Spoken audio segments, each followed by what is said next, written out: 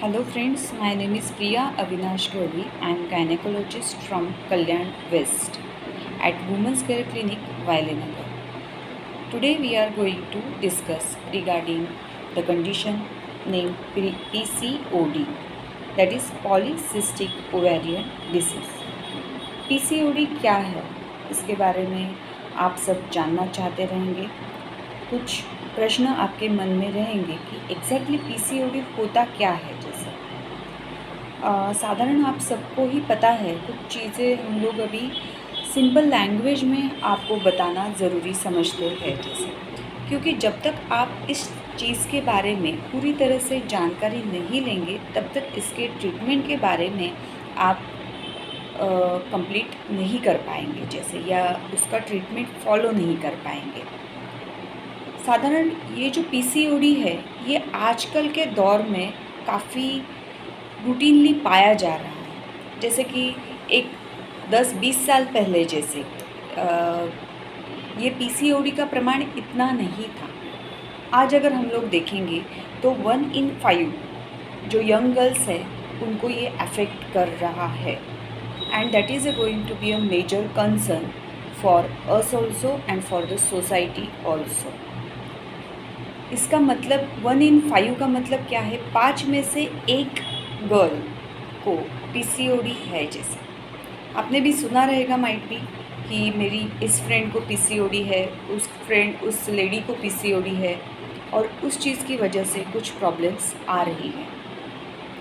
The main problem या main symptoms of PCOD are the important first and the most important symptom. मैं symptoms का बात कर रही हूँ, यानी कि PCOD की वजह से होता क्या है ये हम लोग पहले जान लेंगे।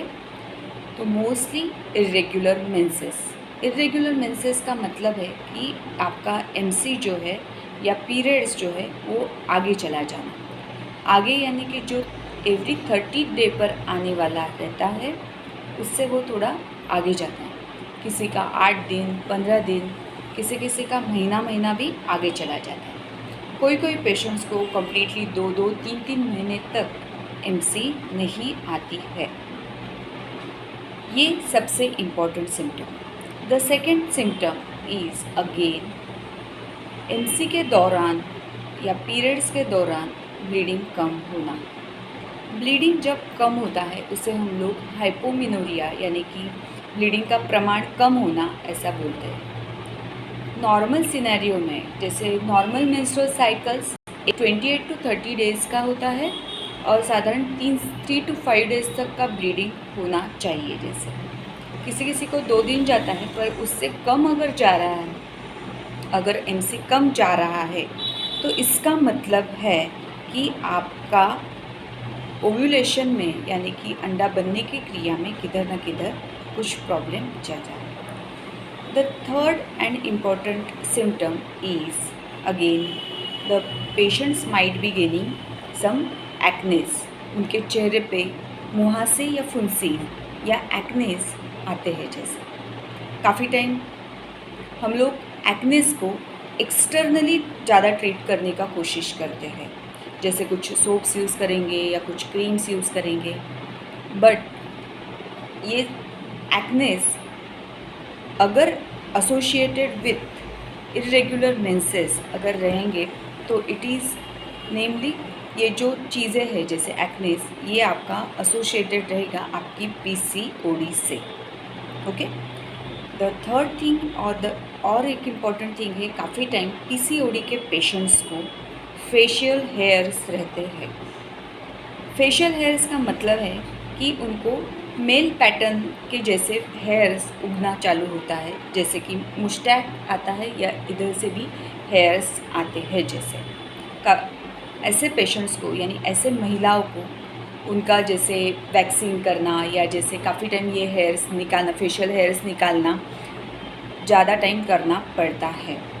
That is also one of the symptom of PCOD। और सबसे इम्पॉर्टेंट चीज़ और एक जो रहता है वो रहता है कि जैसे इनफर्टिलिटी यानी प्रेगनेंसी रुकने में दिक्कत हो सकती है, या कोई पेशेंट्स हमें प्रेजेंट होते हैं कि प्रेगनेंसी नहीं रुक रही है, तो उनका कारण भी पीसीओडी हो सकता है। जैसे अभी हमने सिम्टम्स देखे, इसके बाद में हम लोग कुछ एनाटॉमी और फिजियोलॉजी अपने रिप्रोडक्टिव सिस्टम का जानना ज़रूरी समझते हैं।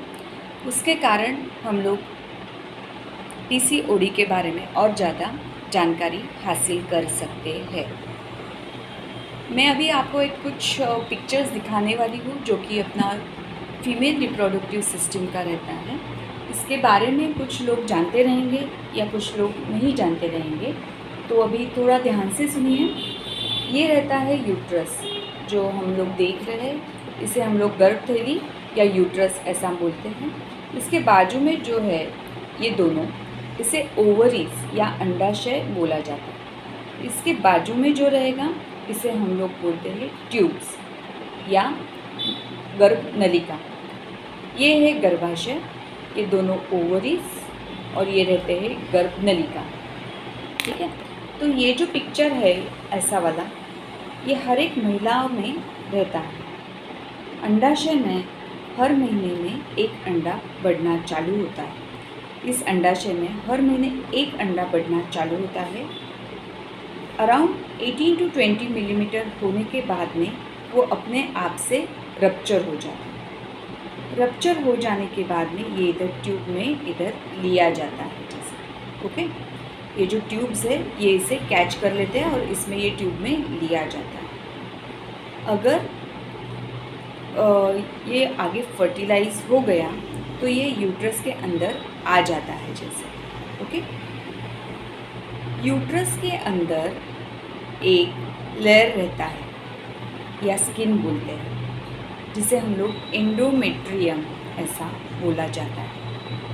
हर महीने में ये एंडोमेट्रियम या स्किन जो रहता है ये नए तरीके से फॉर्म होता है और हर महीने में वो शेड होता है इन व्यू ऑफ कि जैसे ये फर्टिलाइज एग इधर आके इम्प्लांट होगा। पर अगर इम्प्लांटेशन नहीं होता है या प्रेगनेंसी नहीं रुकती है तो ये इंटरनल स्किन या जो यूट्रस के अंदर का जो स्किन रहता है वो बाहर शेड हो जाता है, जिसे हम लोग क्या बोलते हैं, एमसी आना या पीरियड्स आना। अगर ये एंडोमेट्रियम ठीक तरह से उसका टाइम पे शेडिंग नहीं होता है तो हमारे मेंसेस या पीरियड्स डिले हो जाते हैं। ये एंडोमेट्रियम का जो शेडिंग है या जैसे उनका एक स्पेसिफिक टाइम पे शेडिंग होना ज़रूरी रहता है, वो डिपेंड रहता है आपका ओवेरियन फंक्शन के ऊपर। ओवेरियन फंक्शन का मतलब है अंडाशय का जो फंक्शन है उसके ऊपर ये सब चीज़ें डिपेंड रहती है। अंडाशय में अंडा बनने का क्रिया होता है, साथ साथ में अंडा फूटने का भी क्रिया होता है। जब अंडा बनता है तब कुछ हार्मोन्स तैयार होते हैं जिसे हम लोग ईस्ट्रोजन्स ऐसा बोलते हैं। और जब अंडाशय में अंडा जब बनने के बाद में फूटता है यानी रप्चर होता है, जिस प्रोसेस को हम लोग ओव्यूलेशन ऐसा बोलते हैं, उसके बाद में कुछ हार्मोन्स तैयार होते हैं जिसे हम लोग प्रोजेस्टेरॉन ऐसा बोलते हैं। ये दोनों भी हार्मोन्स जो रहते हैं उनका ये गर्भाशय के थैली के ऊपर इफ़ेक्ट रहता है या ये इस एंडोमेट्रियम के ऊपर इफ़ेक्ट रहता है। ये दोनों भी हार्मोन्स एंडोमेट्रियम को सिग्नल देते हैं कि किस टाइम पे उन्हें शेड होना है या एंडोमेट्रियम को शेड होना है। पर अगर अंडाशय में जो अंडा बनने का प्रोसेस और फूटने का प्रोसेस, इसमें अगर ठीक तरह से नहीं हो पाता है, अंडा फूटने का प्रोसेस बेसिकली अगर ठीक तरह से नहीं हो पाता है तो जो ये एंडोमेट्रियम है ये ठीक तरह से टाइम पे शेड नहीं होता है। ओके, तो ये चीज़ की वजह से द इम्पॉर्टेंट रीज़न और प्रॉब्लम किधर है in PCOD, it lies in your ovaries या जैसे अंडाशय में अंडा फूटने का क्रिया यानी ओव्यूलेशन का प्रोसेस ठीक तरह से ना होना, ये चीज़ की वजह से आपका एमसी डिले हो जाता है। ये चीज़ की वजह से हार्मोन्स का इम्बैलेंस बन जाता है।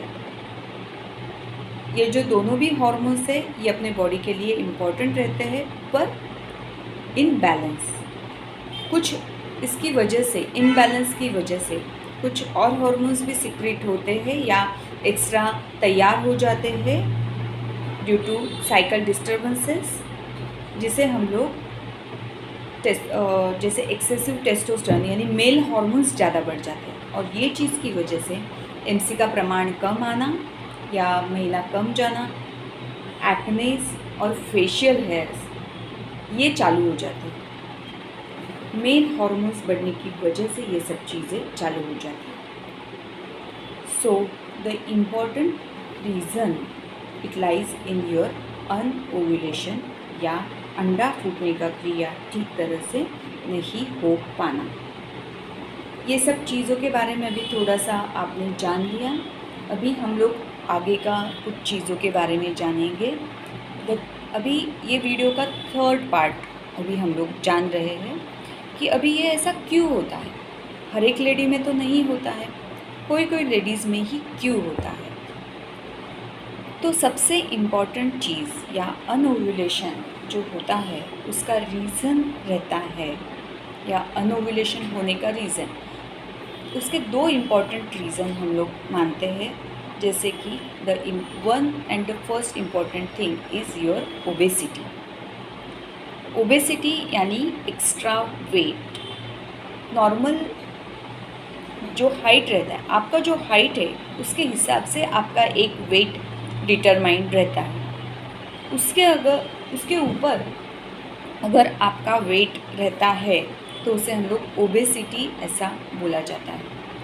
ओबेसिटी यानी एक्स्ट्रा फैट। एक्स्ट्रा फैट का मतलब है कि कुछ घटक या कुछ केमिकल्स अपने बॉडी में रिलीज़ होते हैं, जो कि ये जो ओव्यूलेशन का जो प्रोसेस है यानी अंडा फूटने का प्रोसेस है उसे इनहिबिट करते हैं या रोक के रखते हैं। ये सबसे इम्पॉर्टेंट रीज़न है। और द सेकेंड इम्पॉर्टेंट रीज़न, कुछ पेशेंट्स ओबेज नहीं रहते हैं पर तभी भी उन्हें पीसीओडी रहता है। उन्हें हम लोग थिन पीसीओडी यानी दुबले लोगों में का पीसीओडी ऐसा बोला जाता है। वो पीसीओडी काफ़ी टाइम जेनेटिकली प्रीडिटरमाइंड रहता है, यानी जेनेटिक्स में उनके बॉडी में ही वो चीज़ें रहती है जैसा। तो ये वीडियो का इस 3rd पार्ट में आपने जाना कि जैसे पीसीओडी क्यों होता है। द इम्पॉर्टेंट ट्रीटमेंट पार्ट जो है, या जैसे हम लोग इसके ऊपर क्या उपाय कर सकते हैं, तो सबसे इम्पॉर्टेंट उपाय अगर हम लोग जानेंगे तो वो है आपका lifestyle modification. PCOD is a lifestyle disease, ये आप जान लीजिए। आजकल के दौर में लाइफस्टाइल काफ़ी चेंज हो गई है। स्ट्रेस रिलेटेड डिसीज़ेस काफ़ी बढ़ गए हैं और पीसीओडी भी उसमें ही एक आता है। Second thing, your food habits and your exercise habits, ये भी काफ़ी मायने रखता है पीसीओडी के लिए। सो द इम्पॉर्टेंट थिंग, जब पीसीओडी होने से ही पहले से ही हम लोग अगर उसको ट्रीटमेंट चालू करते हैं या जैसे प्रिकॉशंस लेते हैं तो बहुत अच्छा रहता है। और सेकेंड थिंग, जैसे अगर हमें पीसीओडी है ऐसा भी हमें अगर समझ में आ गया तो हम लोग गोली दवाई या ट्रीटमेंट आपके गायनेकोलॉजिस्ट डॉक्टर से लेना ज़रूरी है ही, पर साथ साथ में इम्पॉर्टेंट है आपका डाइट एंड एक्सरसाइज शेड्यूल। आपको डाइट में हेल्दी डाइट खाना ज़रूरी है और साथ साथ में एक्सरसाइज शेड्यूल आपको करना है आपका वेट लॉस करने के लिए। The weight loss is the important और the most important part of your PCOD treatment. अगर आप आपके वेट का एक 10% भी कम करेंगे तो आपके लिए काफ़ी बेनिफिशियल साबित हो सकता है। ठीक है, तो ये सब चीज़ें हैं according for the PCOD. PCOD से आप मीन्स मुझे पीसीओडी है that is something a very big disease. It is not like that. It can be reversed and it can be controlled.